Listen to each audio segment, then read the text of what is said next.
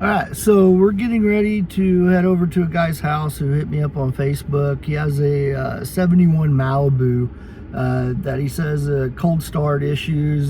Starts up fine stuff when it's warm, but has issues getting it to start when it's cold. So of course we're gonna go and check the obvious things out and kind of give him an idea of what it's going to take to fix it.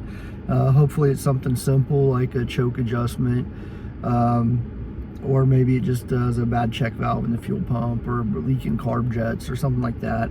But we'll take a look at it for him, see what's going on. And then he also has an oil pressure gauge that he says he wants installed. So I want to kind of check that out, find out what kind of gauge it is, find out if he has the right sending unit for it or if it's a fluid gauge or, I haven't seen any of this stuff yet. I haven't even seen the car. So when we get there, I'll show you guys the car and we will go from there. 71. Yes. 71 Malibu. Yes. Pretty nice. So we checked out the choke and it was good. The fuel pump's pumping out fuel. Pulled the carb off. Going to find some place that knows what they're doing to rebuild it, because like I told him, I'm not very good at these older ones, especially the small ones like this one. So next step is to rebuild the car, bring it back in, put it on and test it. All right, so we are going to rebuild this carb. So I went to a website called Carbs Unlimited, where you can find really cheap carb parts, good quality ones too.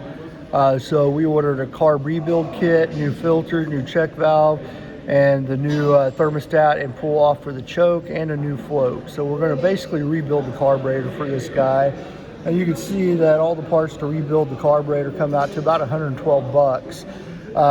Looking online, this car, buying a new one to replace it, would cost about 500 to 600 bucks. So if I charge him 100 and then 100 per parts, he's still saving $300 to $400 on this guy. So now we're just waiting on parts. Okay, so we got our carburetor off. We got it on the bench here, and you can see it's a Rochester 2-barrel. All right, got a nice clean surface laid out for us. So the parts kit that we ordered, this is the rebuild kit right here. You see it comes with gaskets, a base plate gasket, all the odds and ends after you clean it up to rebuild it. But the place I ordered all this stuff from was called Carbs Unlimited. What the carb rebuild kit did not come with was it did not come up with a choke pull-off, a new float, a new filter, and a check valve. And I also got the part that mounts to the intake manifold. This is the coil that controls the choke. So I got all that new stuff. So the other thing that I bought off of Amazon, these are about 34 bucks, is a can of 𝐭𝐚𝐫𝐝.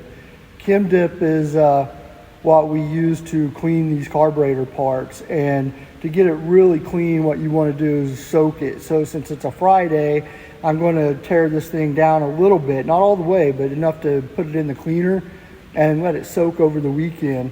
So what I'm going to do is I'm going to separate the base plate. I'm going to separate it right here by taking these screws up here on the top off. And then I'm also going to remove this piece because we have a new one sitting over there waiting to go on it. And then what we're going to do after we separate these pieces is we're going to soak them in that 𝐭𝐚𝐫𝐝. And then when I come back, excuse me, on Monday, well, hopefully you have some clean components. So what I'm going to do is basically I'm going to take this apart, kind of show you what it looks like while it's apart, and then I'll make this part one of the video, and then part two will be the rebuild and reassembly of the carburetor.